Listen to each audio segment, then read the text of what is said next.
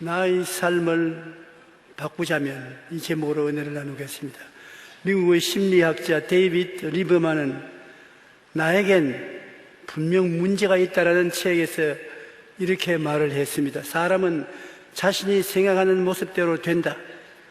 지금 자신의 모습은 자신의 생각에서 비롯된 것이다.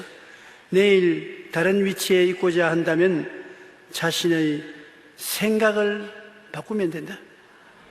지금 내가 낮은 것은 과거의 마음속에 나에 대해서 가진 생각 그대로 된 것이라는 것입니다. 부정적인 생각을 하면 부정적이 되고 패배적인 생각을 하면 인생도 패배하게 됩니다. 오늘 우리가 가난하고 고통받고 있다 하더라도 우리의 마음을 지켜 꿈과 희망을 바라볼 때 우리는 그러한 인생으로 나아갈 수 있습니다. 갈라디아서 6장 7절에는 사람이 무엇으로 심든지 그대로 거두리라고 하였습니다. 우리는 우리의 마음밭에 어떤 생각과 말과 행동의 씨앗을 심는가를 깊이 생각해야 되는 것입니다. 우리 모든 사람들은 농사 짓는 사람, 인생의 농사를 짓는 사람인 것인데 우리의 마음이 밭입니다. 우리 생각이 씨앗입니다. 우리가 우리 마음밭에 씨앗을 심어놓고 그 씨앗이 열매를 맺게 되면 좋은 열매가 맺기도 하고 나쁜 열매를 맺기도 하고 희망을 얻기도 하고 절망을 얻기도 하게 되는 것입니다. 나의 마음밭에 어떤 생각의 씨앗을 심는가, 이것이 대단히 중요한데 우리가 악한 생각을 마음에 심고 있으면 그것이 열매를 맺게 되는 것입니다. 우리 생각에 뭐 생각하는데 무슨 상관이냐, 생각은 별 상관없다 그렇게 생각하지만 그렇지 않습니다. 오늘의 생각은 내일의 나를 만들어내는 원동력이 되기 때문인 것입니다. 사람들은 원수 마귀가 와서 악한 생각을 마음속에 뿌리는 것입니다. 그 악한 생각을 받아서 우리가 입을 딱 벌리고 심으면 반드시 악한 열매를 맺게 되는 것입니다. 요사이는 어디 가더라도 악한 생각을 심는 마귀가 부지런히 일을 하고 있습니다. 라디오 방송을 통해서, 텔레비를 통해서, 혹은 신문과 잡지를 통해서 악한 생각이 많이 횡행하고 있는 것입니다. 마가복음 7장 22절로 23절에 보면 속에서 곧 사람의 마음에서 나오는 것은 악한 생각, 곧 음란과 도둑질과 살인과 간음과 탐욕과 악독과 속임과 음탕과 질투와 비방과 교만과 우매함이니 이 모든 악한 것이 다 속에서 나와서 사람을 더럽게 하느니라. 그래서 악한 생각은 속에서 나오는 것입니다. 밖에서 나를 잡아오는 것이 아니라 속에서 나와서 나를 잡아가는 것입니다. 악한 생각만 있는 것이 아니라 죄악된 생각도 우리 마음속에 실어서 뿌려지는 것입니다. 하나님의 계명을 어기는 것이 죄인 것입니다. 하나님의 계명을 안 어긴 사람이 없어요. 그래서 우리가 조심하지 아니하면 이 하나님의 계명을 어기는 씨앗을 우리 마음속에 심게 되는 것입니다. 또 교만한 생각이 우리 마음속에 늘 다가오는 것입니다. 잠언서 16장 18절에 보면 교만은 배망의 선봉이요 교만한 마음은 넘어짐의 앞잡이라고 말한 것입니다. 교만이란 자기 분수 이상 자기를 생각하는 것이 교만인 것입니다. 그리고 탐욕과 욕심의 생각은 정말로 우리를 패배케 하는 것입니다. 욕심이 잉태한 즉 죄를 낳고 죄가 장성한 즉 사망을 낳느니라고. 우리 마음속에 끊임없이 욕심이 생겨나는 것입니다. 욕심이 잉태하면 죄를 낳고 죄가 장성하면 사망을 낳는데 정치인들도 정치하면서 마음속에 욕심이 생겨서 불의를 행하다가 사회적인 문제를 일으키는 분들도 많습니다. 백만장자 사업가들도 욕심을 내고 탐심이 들어오면 부정직한 일을 행하게 되는 것입니다. 평범한 우리들이라도 마음속에 욕심이 생기면 어찌하든지 우리의 탐욕을 감추면서 자기의 유익을 도모해 보려고 하는 것입니다. 요한복음 13장 2절에 마귀가 벌써 시몬의 아들 가룟 유다의 마음에 예수를 팔리는 생각을 넣었더라. 마귀가 악한 생각을 가룟 유다의 마음속에 넣었습니다. 그 생각대로 예수를 팔았던 것입니다. 그렇기 때문에 우리가 마음을 지키지 아니하면 언제 마귀가 와서 우리에게 악한 생각을 심을지 모릅니다. 마귀가 가져오는 악한 생각을 심으면 파멸과 죽음이라는 무서운 결과를 초래하게 됩니다. 그러므로 우리는 무엇보다도 생각을 잘 다스려야 되는 것입니다. 우리가 하나님께로부터 받은 축복의 씨앗이 있고 무기가 있습니다. 감사와 기쁨과 찬양으로 하나님께 기도하고 아뢰면 굉장한 축복을 가져오게 되는 것입니다. 많은 사람들이 저에게 묻습니다. 마귀는 도적질하고 죽이고 멸망시키고 염려, 근심, 불안, 초조, 절망을 가져오는데 마귀를 대적할 수 있도록 가르쳐 줘야 되지 않겠습니까? 마귀를 대적하라 하는데 어떻게 마귀가 오지 않도록 하는 것입니까? 여러분, 우리가 마음속에 부정적인 마음이 생기고 염려, 근심, 불안, 초조, 절망이 생기고 미운 마음, 고약한 마음, 좌절된 마음이 생길 때 이를 청산하는 하나님이 주신 무기는 감사인 것입니다. 자꾸 감사할 수 없는 입장에서 감사합니다, 감사합니다, 감사합니다를 하면 감사는 희한한 능력을 발휘해서 쓰디쓴 마음의 원한이 사라지고 염려 근심이 사라지고 쓴 물이 달아지고 희망차게 되는 것입니다. 심신의 병고와 괴로움이 다가올 때 그 부정적인 생각을 어떻게 피할 수 있는 것입니까? 병고와 괴로움, 부정적인 생각을 없애기 위해서는 하나님께 감사와 찬양을 드리라는 것입니다. 우리의 이성적인 생각으로는 바보 같은 생각인 것입니다. 감사와 찬양을 드린다고 해서 마음의 염려, 근심, 좌절, 절망, 고통, 미움이 사라지겠느냐? 그러나 체험을 통해서 성경 말씀을 통해서 하나님께 감사하라는 가르침을 주시고 있는 것입니다. 사도행전 16장 24절로 26절에 보면 바울과 실라가 빌립보에 가서 복음을 전거해서 큰 성과를 거두었습니다. 그래서 그들이 하루는 기도 처소로 가는데 한 여자가 따라오면서 고함고함을 쳤습니다. 이 사람은 하나님의 사람들로서 하나님 앞에 나아가는 길을 가르치는 위대한 종이라고. 그러나 바울이 굉장히 마음의 고통을 느꼈습니다. 귀신이 들려서 점을 치는데 아주 비상하게 점을 쳐서 주인에게 돈을 굉장히 벌게 했는데 이 귀신 들린 여자가 따라다니면서 자꾸 하늘에 하나님이 보내신 사자들이라고 하니까 괴롭습니다. 어떤 사람 말하기를 공짜로 따라오면서 선전해 주니 좋지 않느냐?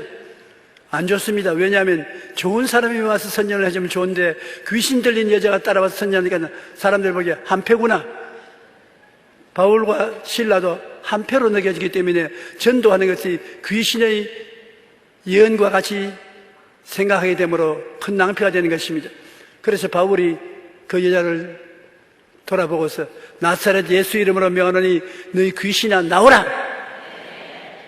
그러니까 그 자리에서 귀신이 나오고 이 여자가 정신이 바로 서게 된 것입니다.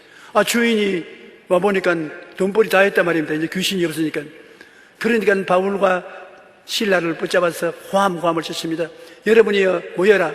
이 사람들은 유대 사람으로서 우리 로마 사람들이 지키지 못할 잘못된 이단을 가르치고 있으니 이 사람들을 벌주어야 된다. 그래서 사람들이 모여와서 그만 돌멩이를 가지고 때려서 온몸에 상처가 나고 피투성이가 되었습니다. 그런 것을 또 끄집어 면장에게 데려가니까 면장이 감옥에 갇혀서 단단히 혼을 내주라고. 그래서 감옥의 깊은 곳에 쇠고랑에 차서 놓아두었습니다. 이 억울한 사항을 대할 때 어떻게 마음을 먹을 수가 있는 것입니까? 배가 고프지요. 맞은 것이 쓰라리지요. 재판도 받지 않고 그대로 잡아서 감옥 깊은 곳에 쇠고랑에 차여졌지요. 견딜 수가 없습니다. 그럼에도 불구하고 바울과 실라는 하나님이 주신 약을 바르고 하나님이 주신 무기를 사용했습니다. 기도하고 난 다음 찬송하는 것입니다. 제수들이 다 잠을 자려고 하는데 이 두 사람이 찬송을 부르는데 굉장히 마음에 감동이 됩니다. 찬송은 곡조 있는 기도이기 때문에 찬송을 아주 성령의 충만한 가운데서 부르니까 사람들이 마음에 감동을 입었는데 갑자기 우르르 우르르 하더니만 지진이 일어나서 ner이 흔들기 시작하는 것입니다. 감사와 찬송은 하나님에게는 영광의 지진이 일어나게 하시고 마귀에게는 불안과 절망의 지진이 일어나게 하는 것입니다. 그뿐 아니라 하나님이 빌립보 감옥을 흔들어 버리니까 간수들의 보는 앞에서 죄수들의 차고가 다 열려버렸습니다. 처덕처덕 다 열려버리고 감옥 문이 확 열려버렸습니다. 감사와 찬송은 여러분 감옥에서 문을 열어버리는 것입니다. 여러분의 마음이 죄악과 슬픔과 고통과 괴로움의 감옥에 갇혀 있을지라도 문이 다 열려버린 것입니다. 그리고 기쁨이 충만해지는 것입니다. 빌립보 4장 4절로 7절에 보면 주 안에서 항상 기뻐하라. 내가 다시 말하노니 기뻐하라. 너희 관용을 모든 사람에게 알게 하라. 주께서 가까우시니라. 하나님께 기뻐하고 감사하면 하나님이 가까이 오신다는 것입니다. 여러분, 하나님 어디 계십니까? 구만리장천 멀리 계시는데 내가 어떻게 하나님을 만날 수 있습니까? 그렇지 않습니다. 감사하고 찬양하고 기뻐하고 즐거워하면 하나님이 가까이 오시는 것입니다. 아무것도 염려하지 말고 다만 모든 일에 기도와 간구로 너희 구할 것을 감사함으로 하나님께 아뢰라. 그리하면 모든 지각에 뛰어난 하나님의 평강이 그리스도 예수 안에서 너희 마음과 생각을 지키시리라. 우리 예수 믿는 사람들이 신앙을 실천하지 않습니다. 성경은 잘 읽고 설교 들을 때 마음에 공감을 하지만 실제 생활에 실천을 안 해요. 아무것도 염려하지 말라고 했었습니다. 우리가 염려할 일이 얼마나 많습니까? 그런데 성경에는 아무것도 염려하지 말라고 말한 것은 염려와 근심은 하나님이 대신해 주시겠다는 것입니다. 우리는 우리 염려와 근심을 다 주께 맡겨라.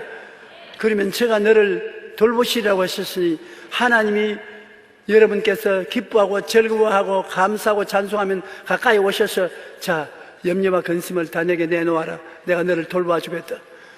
하나님께 우리가 다 바치고 의지하면 하나님이 돌보아 주셔서 그 대신 평안으로 마음속에 채워주시는 것입니다. 마음에 평안이 오면은 응답받은 것입니다. 시편 50편 23절에 감사로 제사를 드리는 자가 나를 영화롭게 하나니 그의 행위에 옳게 하는 자에게는 내가 하나님의 구원을 보이리라. 감사로 제사를 드리고 마음에 평안이 오게 되면 하나님께서 구원해 주신다는 것입니다.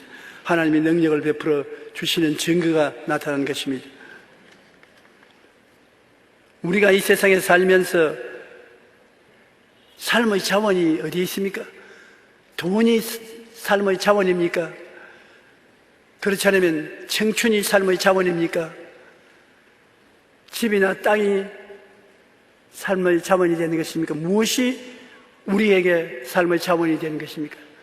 여러분, 물론 돈도 우리 삶을 행복하게 만들어가는데 필요한 자원이 될 수 있습니다. 집도 토지도 자원이 될 수도 있지만은 그러나 그런 것은 잠시 있다 사라지는 안개와 같이 곧 없어지는 것입니다. 여러분의 생애 속에 빼앗을 수 없고 빼앗기지 않은 자원이 있는데 그것이 뭐냐면 믿음인 것입니다. 주님께서 내 믿은 대로 될지어다고 말씀하지 않으셨습니까? 마음에 믿음이 있으면 여러분이 소원하는 바를 기도하고 믿으면 믿음대로 되기 때문에 믿음이 위대한 자원이 되는 것입니다. 예수님께서 요한복음 11장 25절로 26절과 40절에 예수께서 이르시되 나는 부활이요 생명이니 나를 믿는 자는 죽어도 살겠고 무릇 살아서 나를 믿는 자는 영원히 죽지 아니하리니 이것을 내가 믿느냐. 예수님이 계시는데 우리가 예수님을 믿으면 부활하고 생명도 없고 죽지도 않고 영원히 사는 놀라운 축복을 받게 되는 것입니다. 사람이 돈으로서 부활할 수 없습니다. 지위와 명예와 권세로서 부활할 수 없습니다. 그러나 예수를 믿는 믿음만 가지고 있으면 부활하여 영생을 얻고 낙원에 들어가고 하나님과 영원히 살게 되는 축복을 얻을 수 있는 것입니다. 놀라운 자원인 것입니다. 이런 자원이 세상에 어디 있는 것입니까? 예수께서 이르시되 내 말이 내가 믿으면 하나님의 영광을 보리라 하지 아니하였느냐. 우리가 믿기만 하면 어느 곳에 하나 하나님의 영광을 볼 수가 있습니다. 절망은 소망이 되고 죽음은 생명이 되고 무는 유가 되고 실패는 성공이 되고 놀라운 하나님의 영광이 우리에게 나타나기를 기다리고 있는 것입니다. 여러분의 살아가는 삶 속에 어떠한 문제가 있어도 그 문제를 하나님의 능력과 하나님의 사랑에 비교해 보십시오. 아무것도 아니지요. 나는 하나님이 배후에 계시고 하나님이 나를 사랑하기 때문에 내가 하나님 앞에 기도하면 모든 것이 이루어진다는 것을 확신할 수 있는 것입니다. 그러므로 염려, 근심, 불안, 초조, 절망 온갖 것이 다가오더라도 여러분은 그것보다도 하나님이 전지전능 무소부지하시고 하나님이 그 아들을 주시기까지 사랑하시면서 같이 계시면서 구하라 주실 것이요 찾으라 찾을 것이요 두드리라 열릴 것이니 구하는 마다 얻을 것이요 찾는 이가 찾을 것이요 문을 열릴 것이라는 것을 기억하고 여러분께 하나님께 부르짖어 구하면 기적이 일어나는 것입니다. 우리는 하나님을 죽도록 의지하지 않습니다. 그것이 문제인 것입니다. 베드로와 야고보와 요한 같은 유대인들도 그 어려운 환경 속에 하나님을 믿으니까 하나님이 버림받은 유대인들과 함께 하셔서 로마를 그리스도 국가로 변화시킨 것입니다. 우리가 예수를 믿으면서 하나님께 맡기지 않는 것이 큰 탈입니다. 하나님께 기도는 하지만은 맡기지 않습니다. 여러분 기도하면 맡기십시오. 그러면 하나님께서 감당해 주시는 것입니다. 여러분 기도가 하나님이 역사하는 능력을 이끌어오는 수단이 되는 것입니다. 하나님의 전지전능 무소부지하신 능력은 변하지 않았습니다. 어제나 오늘이나 영원토록 동일하신 것입니다. 하나님의 사랑도 변하지 않았었습니다. 하나님이 여러분을 뜨겁게 사랑하시는 것입니다. 여러분을 지명하여 내 것이라고 불러서 품에 안은 하나님이신 것입니다. 그래서 우리 하나님을 믿을 수가 있는 것입니다. 전능하시니 믿을 수 있고 절대적인 사랑을 해주시기 때문에 믿을 수가 있는 것입니다. 우리가 아직 죄인 되었을 때 그리스도께서 우리를 위하여 죽으심으로 하나님께서 우리에 대한 자기의 사랑을 확정하신다니라. 죄인 된 우리들을 사랑해 주셨는데 이제 믿게 된 우리들을 어떻게 사랑해 주지 않겠습니까? 여러분 죄를 짓고 불의하고 추악할 때 세상에서 누더기 옷을 입고 살 때 그때도 하나님이 우리를 불쌍해서 끌어안아 주셨는데 그 다음 회개하고 예수를 믿고 구원을 받고 난 다음에 천사가 되느냐? 구원을 받고도 천사가 하루마침에 되지 않습니다. 구원받고 난 다음에도 일이 넘어지고 덜이 넘어지고 이런 실수 저런 실수 많이 하는 것입니다. 그렇다고 하나님이 버리지 않습니다. 하나님은 성령을 주셔서 여러분을 씻어주시고 올바르게 살도록 격려해 주시면서 품어주시기 때문에 여러분이 잘못했다고 버리지 않습니다. 그러므로 죄악 덩어리일 때도 사랑해 주신 주님께서 죄를 벗어나서 주님에게 들어오면은 실수하더라도 붙들어 주시고 은혜 베풀어 주셔서 여러분을 사랑하시고 올바르게 서도록 도와주시는 것입니다. 여러분은 매일매일 같이 이러함으로 긍정적인 말을 듣고 말하십시오. 이야기하다가도 상대방이 여러분 앞에 부정적인 말을 합니다. 못한다, 안 된다, 할 수 없다, 끝장났다, 힘이 없다, 우리는 파멸이다 이런 말 하거나 달아나십시오. 왜냐하면 긍정적인 말 아닌 부정적인 말을 들으면 그 말이 여러분 속에 들어와서 씨앗이 되어 심으면 여러분에게 부정적인 일들이 생겨나기 때문에 안 듣는 것이 제일 좋습니다. 한번 들어놓으면 참 뽑아내기가 힘듭니다. 긍정적인 말을 여러분은 하시고 부정적인 말을 하는 사람을 피하시면 되는 것입니다. 왜냐하면 말이 바로 생수요 생기인 것입니다.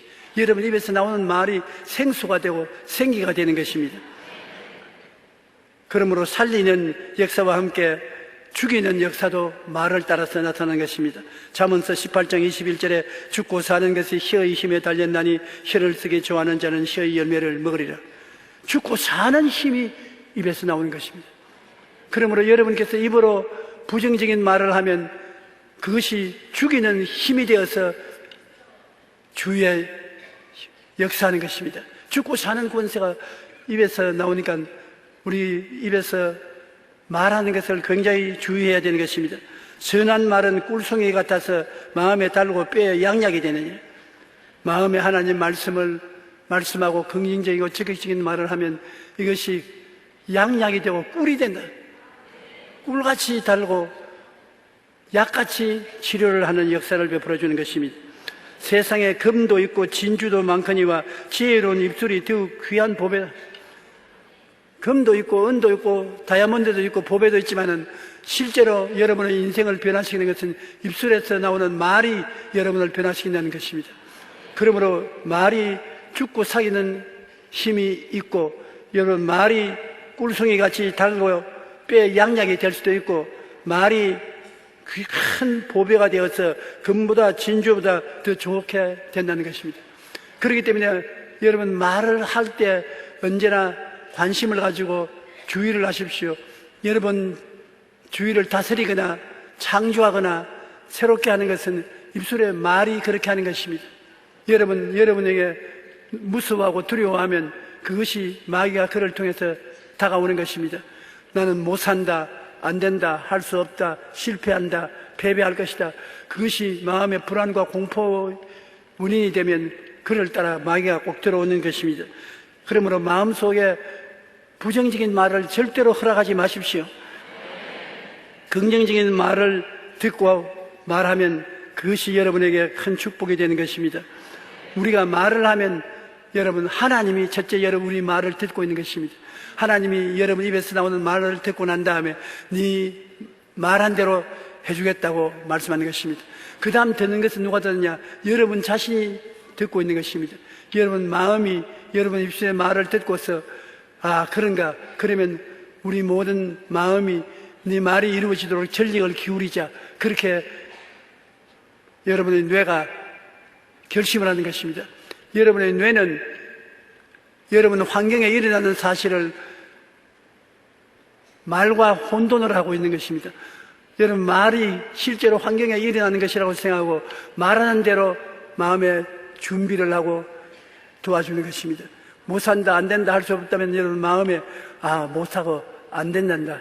우리 못 살고 안 될 준비를 하자. 할 수 있다 하면 된다. 해보자.